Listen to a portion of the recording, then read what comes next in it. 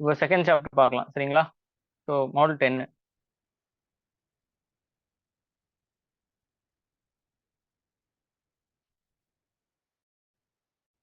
So making of the constitution, constitution எப்படி உருவாக்குனாங்க அதை பத்தி ஒரு சாப்டர் சரிங்களா. ஸோ இது வரைக்கும் வந்து நம்ம ஃபர்ஸ்ட் சாப்டர் என்ன பார்த்து, ஃபர்ஸ்ட் இதுல வந்து ஃபர்ஸ்ட் மாடல் வந்து கான்ஸ்டியூஷன்னா என்ன, அது ஏன் வந்து நமக்கு தேவைப்படுது, கான்ஸ்டியூஷனால என்னெல்லாம் கிடைக்குது, கான்ஸ்டியூஷனோட பவர் வந்து எங்க இருந்து இருக்கு, இதெல்லாம் பார்த்தோம்.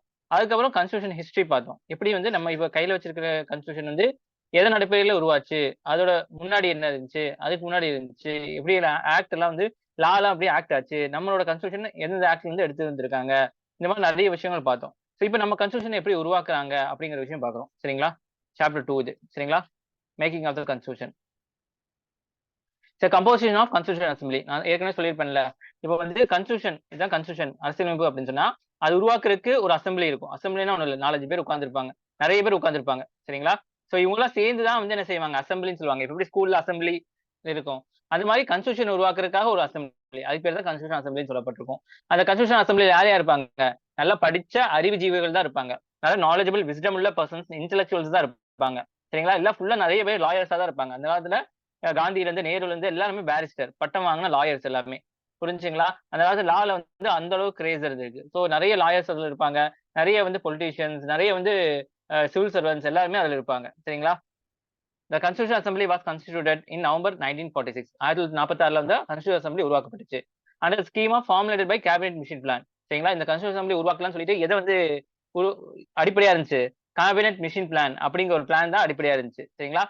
இந்த அசம்பிளி பாத்தீங்கன்னா ஃபர்ஸ்ட் மீட்டிங் வந்து 9th December 1946 கூடுச்சு. இட் ரீஅசம்பிள்ஸ் அதுக்கப்புறம் 14 ஆகஸ்ட்ல வந்து 1947 கூடுச்சு. as the sovereign constitution assembly சரிங்களா for the dominion India. So 1946 பொறுத்த வரைக்கும் இந்தியா வந்து அடிமையா இருந்துச்சு. 1947 இந்தியா வந்து டாமினியனுக்குள்ள வந்திருக்கு சரிங்களா. அதான் சொல்றாங்க பாருங்க, ஜின்னா இவர்தான் ஜின்னா,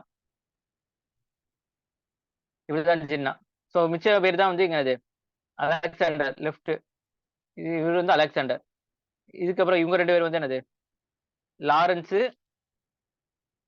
அப்புறம் வந்து என்னது உங்களுக்கு கிரிப்ஸ் சரிங்களா. So Jinnah, Alexander, Lawrence, Cripps சரிங்களா. இந்த அலெக்சாண்டர், லாரன்ஸ், கிரிப்ஸ் தான் கேபினெட் மிஷன் பிளானோட முக்கியமான உறுப்பினர்கள். இவங்க தான் ப்ரொபோசல் பண்ணி கான்ஸ்டியூஷன் அசம்பிளி வந்து உருவாக்குனாங்க. புரிஞ்சுங்களா. இதன் அடிப்படையில் தான் வந்து கான்ஸ்டியூஷன் அசம்பிளி உருவாக்கப்பட்டுச்சு.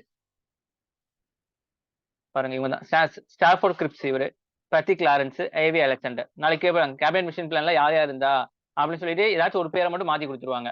ஸோ நல்லா கவனமா படிக்கணும். ஓகேவா. பாருங்க, ஃபீச்சர்ஸ் ஆஃப் கான்ஸ்டியூஷன் அசம்பிளி. இந்த அசம்பிளின்னு சொல்லிட்டேன்னா இப்போ இந்த அசம்பிளி, இந்த மக்கள், இந்த அசம்பிளில யார் யார் இருந்தாங்க, எவ்வளவு சாதி பிரிவினர் இருந்துச்சு, இதை மத பிரிவினர் இருந்துச்சு, யார் யார் இருந்தாங்கன்னு பார்க்கலாம். ஈச் ப்ரொவின்ஸ், ப்ரொவின்ஸ் ஏற்கனவே சொல்லியிருப்பேன், பிரிட்டிஷ்காரன் ஆட்சி செஞ்சதுக்கு ப்ரொவின்ஸ், இன்னொன்னு பிரின்ஸ்லி ஸ்டேட்ஸ் அப்படின்னு சொல்லியிருப்பேன். Each Indian province and each Indian state of group of states were allotted to total number of seats proportional to the respective population. பாப்புலேஷனுக்கு ஏற்ற மாதிரி அந்த சீட்ஸ் பிரிக்கப்படுது சரிங்களா. ஒருத்தர் 1 மில்லியனுக்கு ஒருத்தர் சரிங்களா. சரி, 1 மில்லியன் கூட்டத்துக்கு ஒருத்தர் வந்து ரெப்ரஸன்டேட்டிவா இங்க இருந்து உட்காருவார் சரிங்களா. இந்த ஒருத்தருங்கிறது 1 மில்லியனுக்கு ஒரு ரெப்ரஸன்டேட்டிவ் தான் இந்த ஒருத்தர் சரிங்களா. ரஃப்லி the ratio of 1 to million. as a result provinces were to elect 292 million members. ப்ரொவின்ஸ்ல இருந்து எத்தனை மெம்பர்ஸ் இருக்காங்க, 292 மெம்பர்ஸ் இருக்காங்க. Indian states, while the Indian states were allotted minimum 93 states சரிங்களா. அப்ப 292 பிரின்சிபல் ஸ்டேட்ஸும் 93 வந்து இந்தியன் ஸ்டேட்ஸும் இருந்திருக்குன்னு சொல்றாங்க. The seats in each provinces were distributed among the 3 main communities சரிங்களா. 93 சீட்ஸ் வந்து என்னது, 3ஆ பிரிக்கப்படுது. ஒரு பகுதி முஸ்லிம்க்கு, ஒரு பகுதி சிக்குக்கு, இன்னொன்று பகுதி மித்தவங்களுக்கு எல்லாத்துக்கும் அவங்களோட பாப்புலேஷனுக்கு ஏற்ற மாதிரி பிரிக்கப்பட்டிருக்கு. சிக்கு முஸ்லிம்ஸ்க்கு எல்லாம் பிரிக்கப்பட்டிருக்கு. புரிஞ்சா, புரியுதா. ஏதாவது டவுட் இருந்தா அப்பப்ப கேட்டுருங்க, வாட்ஸ்அப்ல டைப் பண்ணுங்க, வாய்ஸ் ரைஸ் பண்ணுங்க. கேக்குதா? எஸ் சார், கேக்குது சார். Okay okay okay.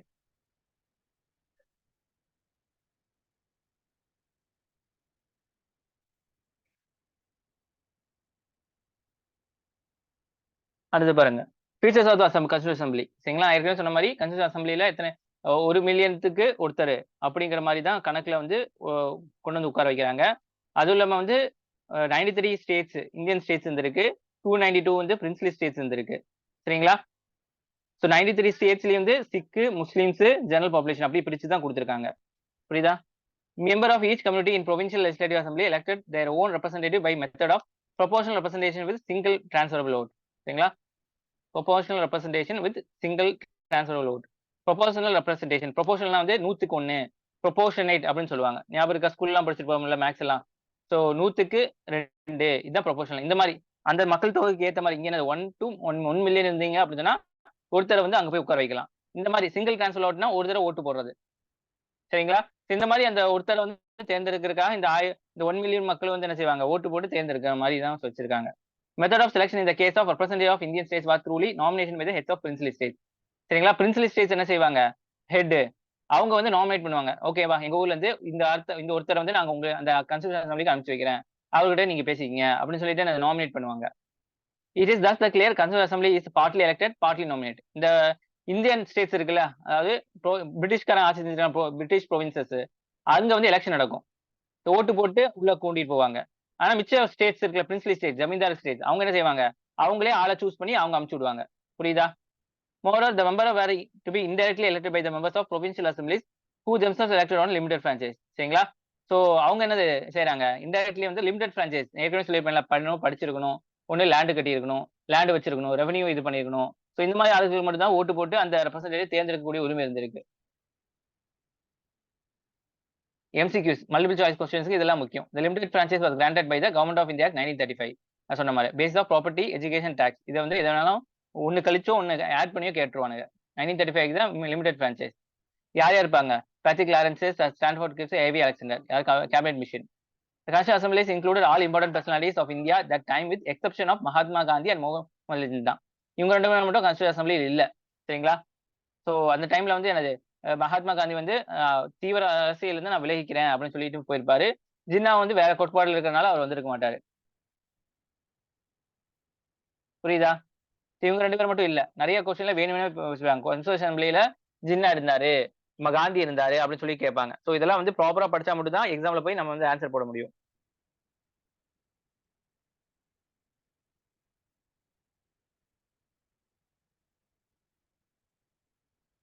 புரியுதா?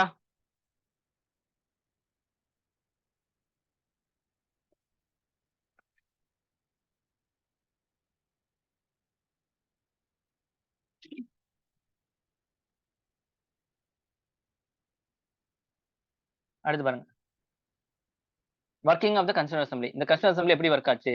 Constitution assembly held it first meeting of 9th December 1946. சுதந்திரத்துக்கு முன்னாடியே வந்து என்ன செஞ்சிருப்பாங்க, ஃபர்ஸ்ட் மீட்டிங்கை வந்து கூட்டியிருப்பாங்க. இந்த முஸ்லீம் லீக் பைகாட் என்னது, நாங்க வர மாட்டோம், புறக்கணிக்கிறது. சரிங்களா? இந்த மீட்டிங் அந்த insistence separate state for Pakistan. அந்த டைம்ல வந்து எங்களுக்கு தனி நாடு வேணும், பாகிஸ்தான் வேணும்னு சொல்லிட்டு முஸ்லீம் லீக் என்ன செஞ்சிருக்கு, இந்த கான்ஸ்டிடியூஷன் அசெம்பிளிக்கு கூட்டத்துக்கு வரல. சரிங்களா? Doctor Sachchidananda Sinha, the oldest member, was elected as a temporary president of assembly. கூட்டம் இருந்துச்சு அப்படின்னா லீடர்னு ஒருத்தர் இருப்பாங்கல்ல, அந்த லீடரை வந்து யார் செலக்ட் பண்ணாங்க, இந்த சச்சிதானந்த சின்ஹா வந்து செலக்ட் பண்ணாங்க. ஏன் அப்படின்னா இதுல இருக்கிறதுலே இவர் தான் வயசான ஆள். இந்த இது வந்து நார்மலான வயசுல போட்டிருப்பாங்க, ஆனா இருக்கிறதுலே வந்து வயசான ஆளோ யாரோ அவங்க தான் ஃபர்ஸ்ட் பிரசிடென்டா போட்டிருக்காங்க. Later December 11, 1946, doctor Rajendra Prasad and H.C. Mukherjee were elected president and vice president of assembly. சரிங்களா? அதுக்கப்புறம் என்னது, டிசம்பர் 11 வந்து ராஜேந்திர பிரசாதும் H.C. முகர்ஜியும் வந்து இவர் வந்து பிரசிடென்ட், இது வந்து வைஸ் பிரசிடென்டா வந்து எலெக்ட் பண்ணியிருக்காங்க. Sir B.N. Rao was appointed as a constitutional advisor to the assembly. So இதெல்லாம் கேட்பாங்க. சரிங்களா? So president, vice president, constitution advisor யாரு, இதெல்லாம் கேட்பாங்க. ஸோ இந்த ரெட் கலர் எழுதி வச்சிருக்கிறதுலாம் ரொம்ப ரொம்ப ரொம்ப முக்கியமான அர்த்தம். புரியுதா?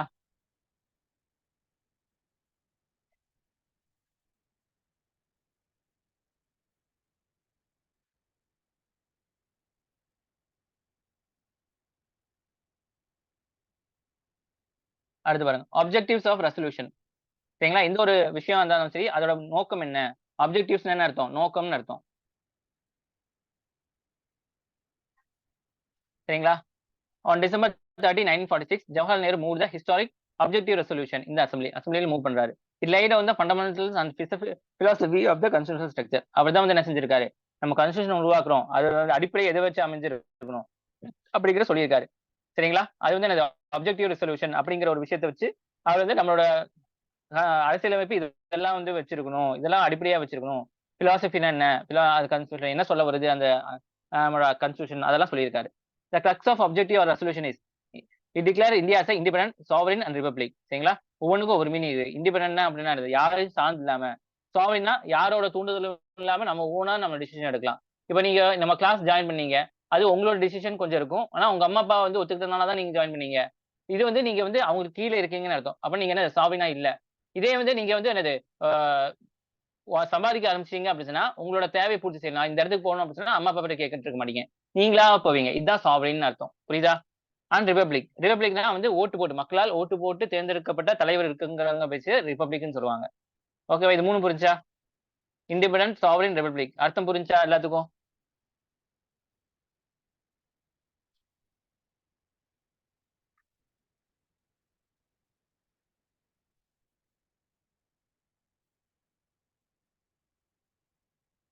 கேக்குதாம்மா?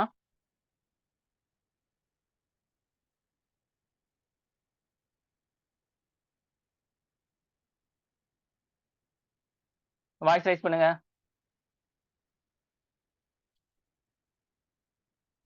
Yes, sir. Yes, sir. Okay, okay, okay.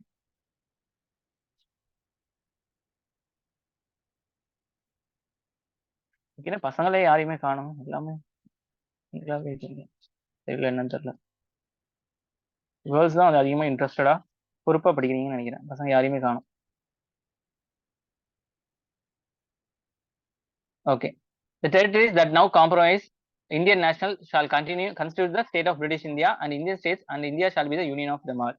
சரிங்களா? இப்ப வந்து பிரிட்டிஷ் இந்தியாக்குள்ள இந்தியா நிறைய ஸ்டேட்ஸ் எல்லாம் இருக்குல்ல. அது எல்லாமே வந்து இந்தியன் ஸ்டேட்ஸ் தான் அப்படிங்கிற மாதிரி இது வந்து சொல்லப்பட்டிருக்கும். The above said the territories shall retain the status of autonomous unit and exercise all function and power of the government administration except such a power of function of inherently employ the union. சரிங்களா? இப்ப அந்த states எல்லாம் இருக்குல்ல, ஆட்டோனமஸா தனக்கு தேவையானது தானே வந்து முடிவெடுக்கக்கூடிய அங்கீகாரம் உள்ளதா ஸ்டேட்டா வந்து அமையும். ஏன்னா இந்தியாவுக்குள்ள நிறைய ஸ்டேட்ஸ் எல்லாம் இருக்கு. அது எல்லாமே ஒவ்வொரு ஸ்டேட்டும் தனிப்பட்ட முறையில சுதந்திரமான ஒரு அமைப்பா இருக்கும் அப்படிங்கிறதா இதோட முக்கியமான கருத்து. All the power and authority of sovereign independent India and its organs of the government driving from people. சரிங்களா? இந்த மாதிரி வந்து எல்லாமே வந்து பீப்புள் கிட்ட இருந்தா நம்மளுக்கு வந்திருக்கும். இதெல்லாம் வந்து கான்ஸ்டிடியூஷன் சொல்லப்படுது. கான்ஸ்டிடியூஷன்ங்கிற புக் வந்து என்னெல்லாம் சொல்ல வருது? இந்தியா வந்து சாவரின் டெமோக்ராட்டிக் ரிபப்ளிக், எல்லா ஸ்டேட்டுக்கும் உரிமை இருக்கு. எல்லாத்துக்கும் வந்து அடிப்படை யாரு? பீப்புள். பீப்புள் தான் வந்து ஃபர்ஸ்ட் பிரையாரிட்டி. பீப்புள்கிட்ட இருந்த அதிகாரம் தான் மக்கள்கிட்ட மத்த அரசாங்கத்துக்கு போகுது அப்படின்னு. ஏன்னா நம்ம தானே தேர்ந்தெடுக்கிறோம். ஓட்டு போட்டு தேர்ந்தெடுக்கிறவங்க தான் நம்மள ஆட்சி பண்றாங்க. அதான் நம்மள்ட்ட இருந்து தான் பவர் வந்து போகுது. சரிங்களா? It shall be guaranteed to all people of India justice equality of status. India மக்களுக்கு எல்லாத்துக்கும் உறுதி அளிக்கப்படுது. ஜஸ்டிஸ் இருக்கும், ஈக்குவாலிட்டி ஆஃப் ஸ்டேட்டஸ் இருக்கும், ஈக்குவாலிட்டி பிஃபோர் லா இருக்கும், freedom of thought expression etcetera subject to law and public morality. சரிங்களா? அதே மாதிரி அடிகுவேட் சேஃப்கார்ட் ஆஃப் மைனாரிட்டிஸ்க்கு சேஃப்கார்ட் இருக்கும், backward tribal areas depressed classes எல்லாத்துக்கும் நமக்கு வந்து பாதுகாப்பு தருவோம். Integrity of Indian republic shall be maintain on the sovereign rights on land, sea and air to be given. Contribution to promotion of world peace and welfare of mankind to be provided. எல்லாமே உலக அமைதிக்காக நம்ம வந்து பாடுபடுவோம். அதெல்லாம் தான் இதுல சொல்லப்பட்டிருக்கு. The resolution was anonymously adopted. அனானமஸ்ல வந்து ஒருமனதாக by the Assembly on January 22, 1947 வந்து அடாப்ட் பண்ணப்பட்டிருக்கு. It modified version from the preamble of the present constitution. சரிங்களா? இப்ப கன்ஸ்டியூஷன் இருக்குல்ல, அதுல பிரியாம்பிள்னு ஒண்ணு இருக்கும், முகவுரைன்னு சொல்லிட்டு. சரிங்களா? பிரியாம்பிள் அப்படி சொன்னா முகவுரை. எப்படி ஒரு புக்குக்கு வந்து இண்டெக்ஸ் இருக்கும், இண்டெக்ஸ்ல என்னெல்லாம் பின்னாடி இருக்குன்னு சொல்லப்பட்டிருக்கும்ல, அதே மாதிரி இது இருக்கும் உங்களுக்கு. ஸோ அதுதான் வந்து இப்போ இந்த அப்ஜெக்டிவ் ரெசல்யூஷன் கொஞ்சம் மாடிஃபை பண்ணிட்டு பிரியாம்பிளா நம்ம எடுத்து வச்சிருக்கோம். சரிங்களா? ஸோ இப்ப இருக்க பிரியாம்பிள் எதோட ரிசம்பிளன்ஸ் கேட்டாங்கன்னா அப்ஜெக்டிவ் ரெசல்யூஷன். அப்ஜெக்டிவ் ரெசல்யூஷன் பின்னாடி என்னவா மாறிச்சு அப்படின்னு கேட்டா பிரியாம்பிளா மாறிச்சுன்னு சொல்லணும். ஓகேவா? அப்ஜெக்டிவ் ரெசல்யூஷனை யார் கொண்டு வந்தாங்க? ஜவஹர்லால் நேரு கொண்டு வந்தாங்க. சுதந்திரத்துக்கு முன்னாடியே கொண்டு வரப்பட்டிருக்கு. புரியுதா? Function perform by constitution assembly. Constitution assembly இருக்குல்ல, அது வந்து என்னெல்லாம் பண்ணும் அப்படின்னு சொல்லி பார்த்தா, in all the constitution assembly had over 11 session நடந்திருக்கு. 2 வருஷமா, 11 மாசமா, 18 நாளா நடந்திருக்கு.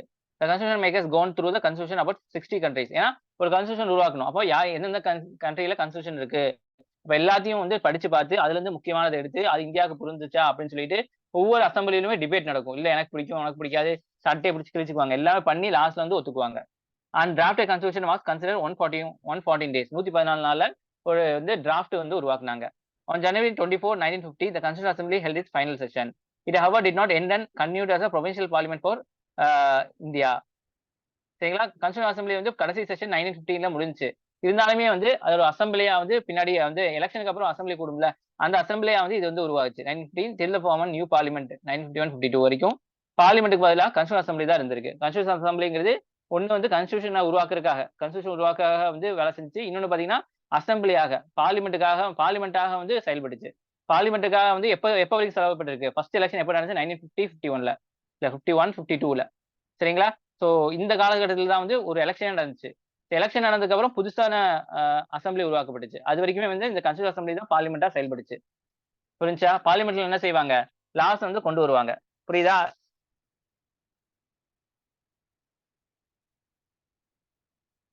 Yes, sir. Okay, okay.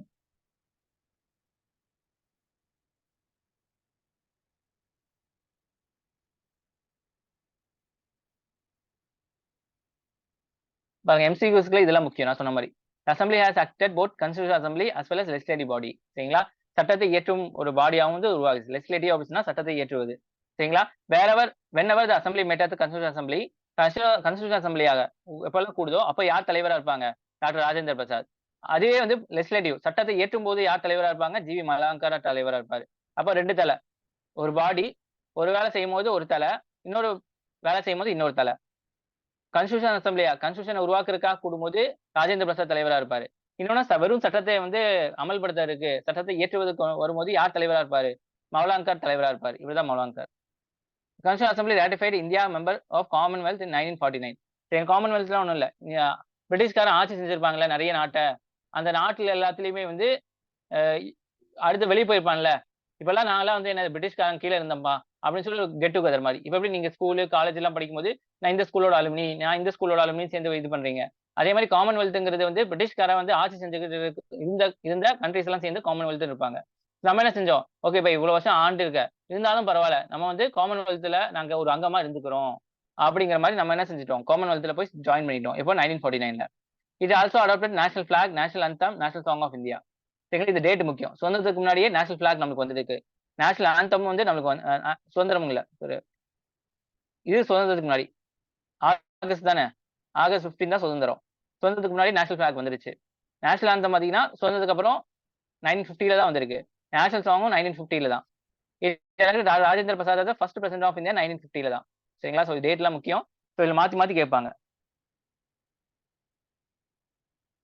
Frame Behari Narain Raizada was the calligrapher of Indian constitution. கேலிகிராஃபர்னா என்னது? அழகா எழுதுவாங்கல்ல, அதுக்கு பேரு கேலிகிராஃபின்னு சொல்லுவாங்க. அது யார் பண்ணா? பிரேம் நர பிரேம் பிஹாரி நாராயண் ரைஸா இவர் தான் வந்து பண்ணியிருக்காரு. ஓகேவா? இதெல்லாம் பேர்லாம் கேட்பாங்க உங்களுக்கு. டிஎன்பிஎஸ்சில எல்லாத்தையும் வந்து இது பேரா வச்சு அடுக்கி தள்ளுவாங்க.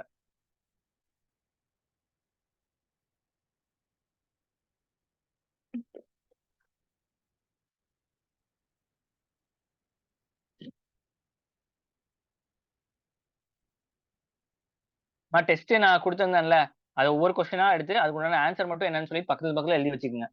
கடைசியா வந்து பார்க்கும்போது நிறைய வந்து உங்களுக்கு வந்து டெஸ்ட் கொஸ்டின்ஸ் எல்லாம் கிடைக்கும் போது உங்களுக்கு ஈஸியா இருக்கும் ரிவைஸ் பண்றதுக்கு. அடுத்து பாருங்க enactment ஆஃப் கான்ஸ்டியூஷன். enactmentனா செயல்படுத்துறது. சரிங்களா? So the motion of draft constitution was declared of passed. November 26, 1949ல வந்து அந்த டிராஃப்ட் வந்து இதை பாஸ் ஆயிடுச்சு. Received signature the president members கீழே வந்து சைன் பண்ணப்பட்டிருக்கு draft 1949 November 26. This is also the date of mentioned the preamble, the date of in which the people of the India Constitutional Assembly adopted, enacted, gave the themselves a constitution. So இந்த டேட்ல தான் வந்து நம்ம வந்து என்ன செஞ்சிருக்கோம்? Constitution வந்து ஒப்புக்கொள்ளப்பட்டிருக்கோம். எந்த நாள்ல கான்ஸ்டியூஷன் ஒப்புக்கொள்ளப்பட்டுச்சு அப்படின்னு சொல்லி ஒரு கேள்வி வைப்பாங்க. அப்ப வந்து அதுக்குண்டான ஆன்சர் நவம்பர் 26, 1949 அப்படின்னு சொல்லணும். இல்ல 1946, 1949ல வந்து நவம்பர் 26, 1949ல என்ன நடந்துச்சு அப்படின்னா நம்ம வந்து கான்ஸ்டியூஷன் வந்து நம்ம அடாப்ட் பண்ணோம் அப்படிங்கிற மாதிரி சொல்லணும். The constitution was adopted November 26, 1949, contained a preamble. அப்ப வந்து என்ன இருந்துச்சு? ஒரு preamble, 395 ஆர்டிகல், 8 ஷெட்யூல் இருந்திருக்கு. இப்போ வந்து 395 தாண்டி போயிடுச்சு எங்கேயோ. சரிங்களா? The preamble was enacted after entire constitution was enacted. ஒவ்வொன்றா வந்து நம்ம என்ன செஞ்சிருக்கோம்? ஓட்டு போட்டு பாஸ் பண்ணி ஒரு எனாக்ட் பண்ணியிருக்கோம். எல்லாத்துக்கும் கடைசியா எனாக்ட் பண்ணது தான் preamble அப்படின்னு சொல்லுவாங்க. இன்னும் ஒரு தடவை ஸ்டேட்மெண்ட்ல வந்து preamble தான் ஃபர்ஸ்ட் எனாக்ட்மெண்ட் பண்ணாங்க அப்படின்னு சொல்லிட்டு ஒன்னு வச்சிருந்தாங்க. ஆனா தப்பு. சரிங்களா? ஸோ preamble தான் வந்து லாஸ்ட்ல எனாக்ட்மெண்ட் பண்ணப்பட்டிருக்கு. Dr. B.R. Ambedkar, then the law minister, piloted the draft constitution in the assembly. He is recognized the father of the constitution of India. also modern மனுன்னு இவர் பேர் விட்டுருக்கு. இவர் தான் வந்து டிராஃப்ட்லாம் உருவாக்குனாரு. அதனால தான் இவருக்கு பேர் மாடர்ன் மனு, கான்ஸ்டியூஷன் ஃபாதர் ஆஃப் கான்ஸ்டியூஷன் அப்படிலாம் சொல்லுவோம். புரிஞ்சா? ஏன்னா இவர் தான் வந்து உட்காந்து எல்லா நாட்டுக்கும் போயிட்டு இவங்க டீமோட போய் எல்லாம் பண்ணி அதுக்கேற்ற மாதிரி அந்த வடிவமைப்பு எல்லாம் கொண்டு வந்தவர்.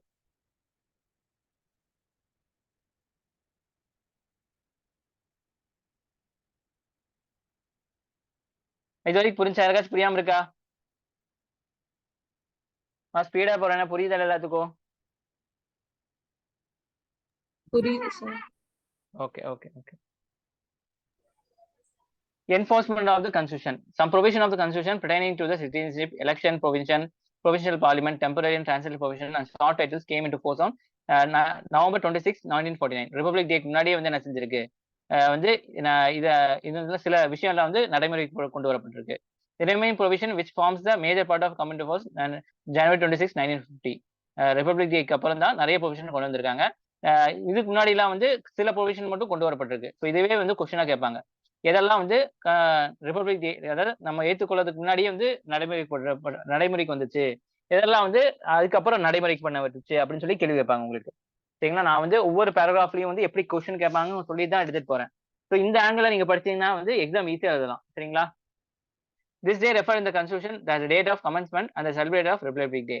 எந்த டேட்ல வந்து இந்த ஜனவரி 26 ஏன் வந்து ரிபப்ளிக் டேனா அந்த டேட்ல தான் நம்ம என்ன செஞ்சிருக்கோம், கான்ஸ்டிடியூஷன் அசம்பிளி வந்து ஒத்துக்கொள்ளப்பட்டிருக்கு. ஒரு நிமிஷம்.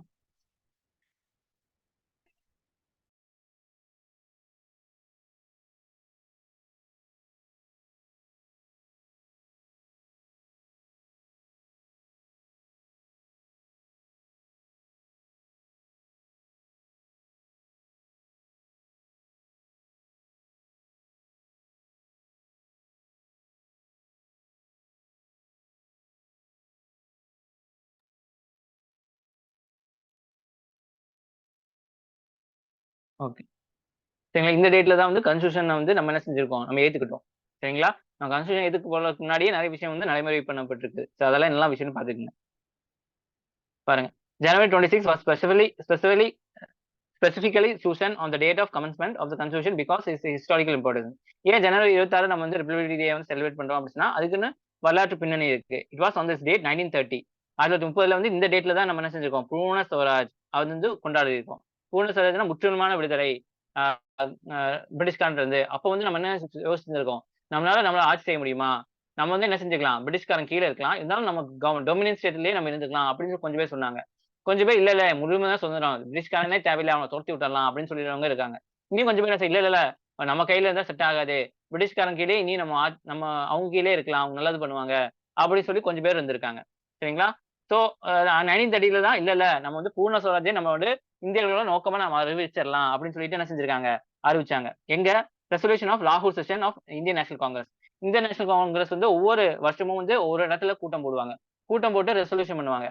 அதுலதான் இந்த லாகூர் செஷன், கராச்சி பாகிஸ்தான் இருக்குல்ல, அங்க போய் வந்து ஒரு இதுல வந்து பூர்ண ஸ்வராஜ் அப்படின்னு சொல்லி இந்த டேட்ல தான் அனௌன்ஸ் பண்ணாங்க. சரிங்களா? The Lahore Congress session at the Indian National Congress was held in 1929 under presidency of Jawaharlal Nehru. சரிங்களா? நேருக்கு தலைமையில இந்த ஒரு செஷன்ல தான் வந்து எனது பூர்ண ஸ்வராஜ் நமக்கு வேணும் அப்படிங்கிறது நம்ம வந்து முடிவு எடுத்துக்கிட்டோம். With the commencement of the Constitution, Indian Independence Act 1947, the Government of India Act 1935 was repealed. ரிப்பீல்னா வந்து முடிவு பெற்றுச்சு, அது வந்து செல்லுபடி ஆகாது. சரிங்களா? நம்ம தான் கான்ஸ்டிடியூஷன் கொண்டு வந்துட்டோம்ல, அதுக்கப்புறம் தான் தேவையில்லைன்னு சொல்லிட்டு விட்டோம்.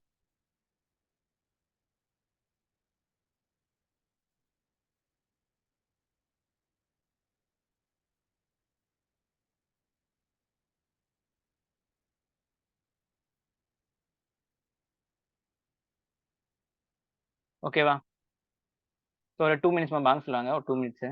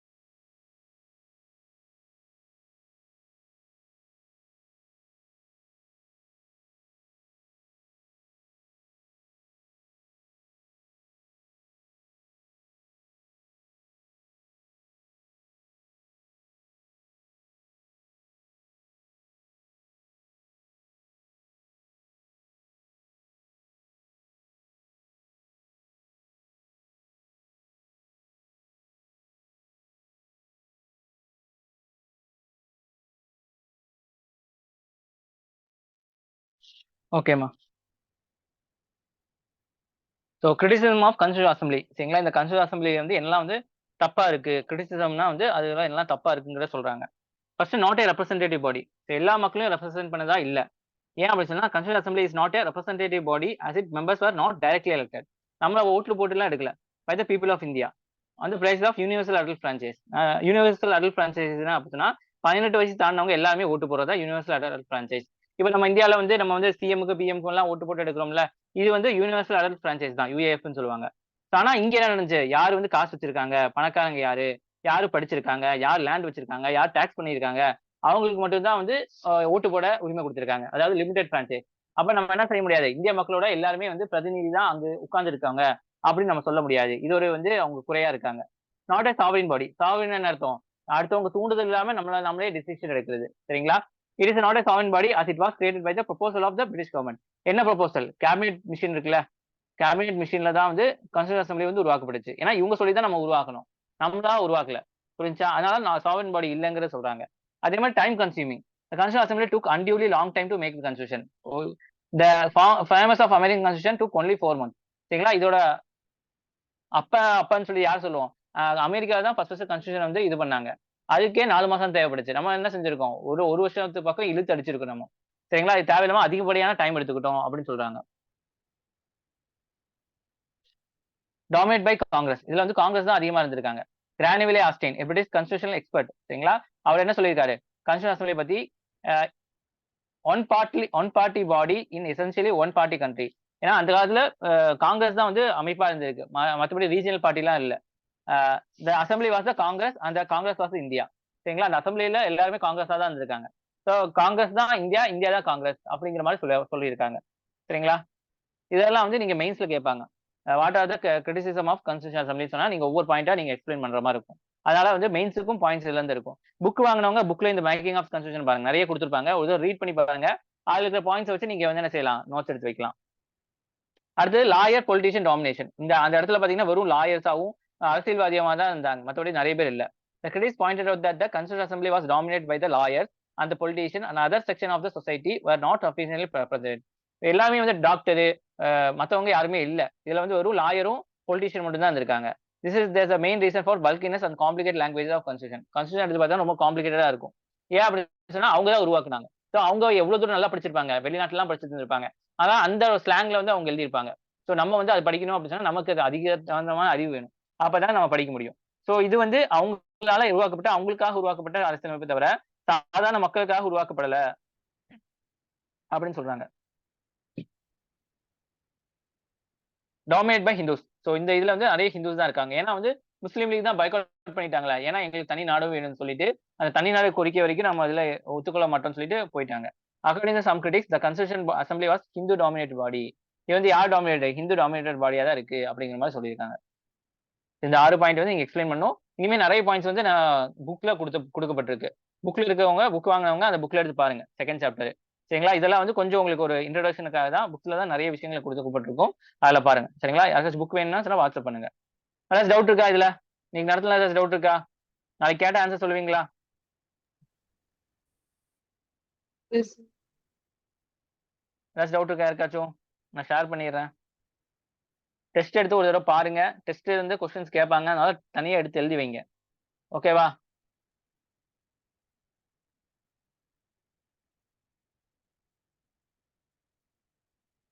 ஓகேவாம்மா? ஓகேம்மா. தேங்க்யூம்மா. Okay, thank you.